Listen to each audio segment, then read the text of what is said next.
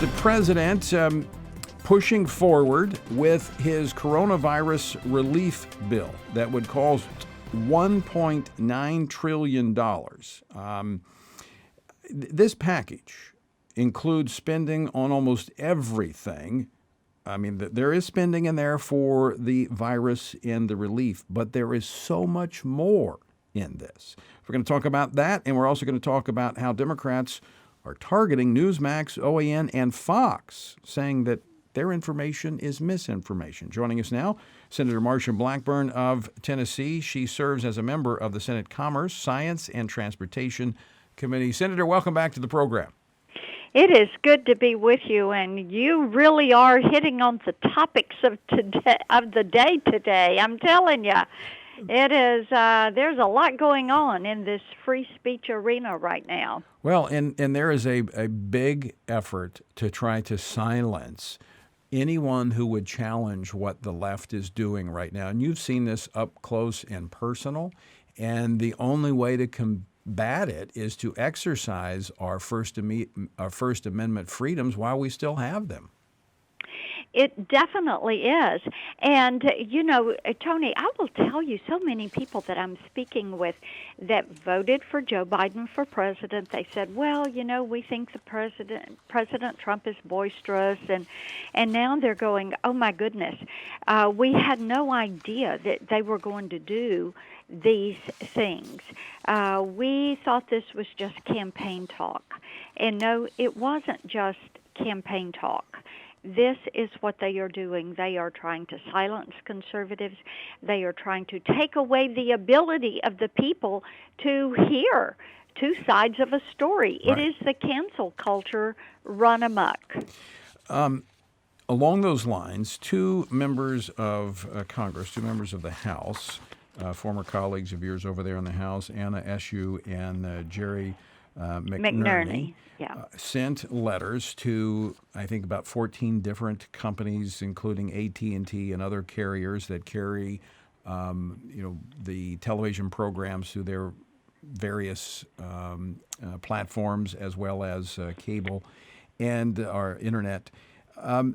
Basically, I mean, they are strong-arming them, trying to get them to drop every conservative outlet like Newsmax, One American News, and even Fox, saying that they are responsible for airing misinformation.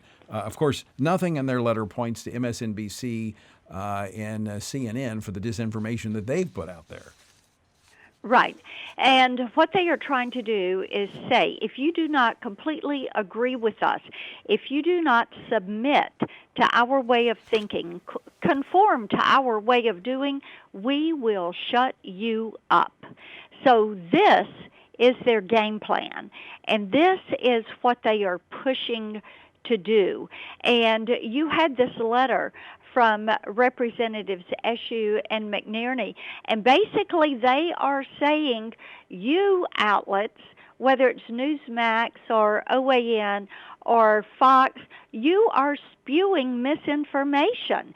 You are the cause of people coming to D.C., and this gives us the reason to come in here and say to people who are carrying your channels, you need to reconsider this. Now, think about that. Yeah.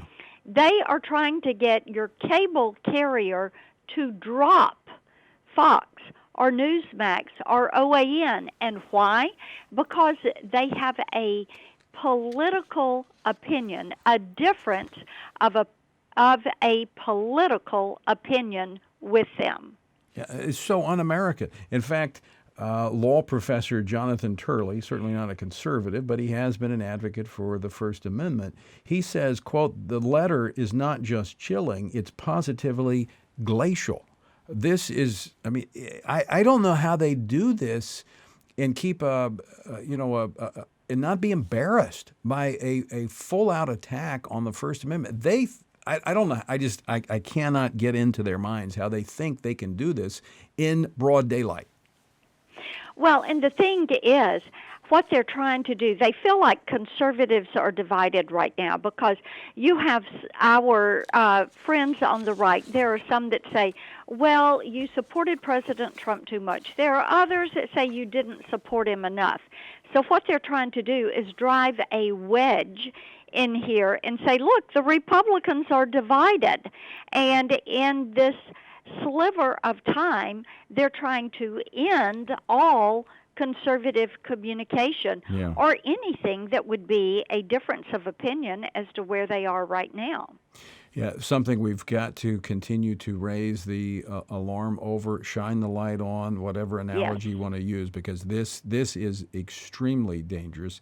It is very dangerous. I want to transition to another topic you've been working on, and that is the relief bill, so-called relief bill. It's being pushed forward, almost $2 trillion. It would more than double the minimum wage if it goes through. What kind of impact is this going to have on small businesses? Well, not only small businesses, but small county governments. And Tony, I was on the phone earlier today with one of my county mayors, and this is one of their biggest concerns. He said, you know, if this thing goes through and you have this federally mandated wage, we are going to have to raise our property taxes 40% in order to pay our employees. So this is the kind of real-world impact. Now, for our companies, one of our Tennessee small business manufacturers said, look, we base our pay scale on what we call minimum wage plus. So they base it off of that $7.25 an hour, and then they plus it up from there.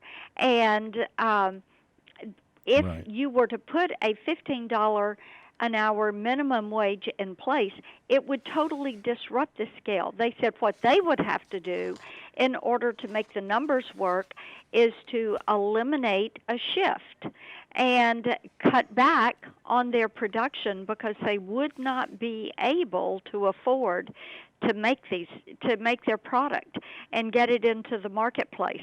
So that is lost jobs, lost productivity, that is losing their place in the marketplace, and they feel that this would force them to have to import more of the product that they have been making domestically, import more from other countries. This issue was discussed in the town hall meeting that the president did recently on CNN. He was asked about this by someone who was concerned about the impact. He said, quote, let's say you said you're going to increase the minimum wage from $7.25 an hour between now and the year 2025 to $12 an hour to $13 an hour. You'll double someone's pay, and the impact on business would be absolutely de minimis. It would grow the GDP, Biden said. Well, that is incorrect. It would not grow the GDP. It would end up shrinking the GDP because they like to say, oh, it would create 400,000 jobs. They're not telling you about the 1.6 million jobs that it would eliminate. And that's the little secret they don't want to talk about. And it'll keep those that need that first job experience to get into the marketplace that, will then give them a stepping stone to higher incomes because they have greater experience. This is going to wall out and basically keep a lot of young people from getting that first job. You're exactly right, because many times you have an employer that will hire someone who's 16, 17 years old, and what do? They earn a training wage, and that is where they start. It is basically a lower entry-level wage, or as many employers call it, a training wage. And after that individual has worked 3 or 6 months, then they begin to get raises. And they learn how to be productive. They learn how to work because that employer and his team are taking the time to teach them how to work. Right. That's how I got started. Marsha, almost out of time, but there's a number of attacks on the life issue, Hyde Amendment, Yes. in this relief bill as well. You're exactly right. They want to get rid of all the Hyde Amendment language. They want to get rid of any of the provisions that would deal with no federal funding to abortion and the Mexico City policy. All of that they just want to wipe away. They even are changing the Paycheck Protection Program so that Planned Parenthood can apply for PPP loans. Putting money into the pockets of their ally, Planned Parenthood. Senator Blackburn, thanks so much for taking time out of a busy day to join us. As always, great to talk with you. Good talking to you. Thanks. Bye-bye now.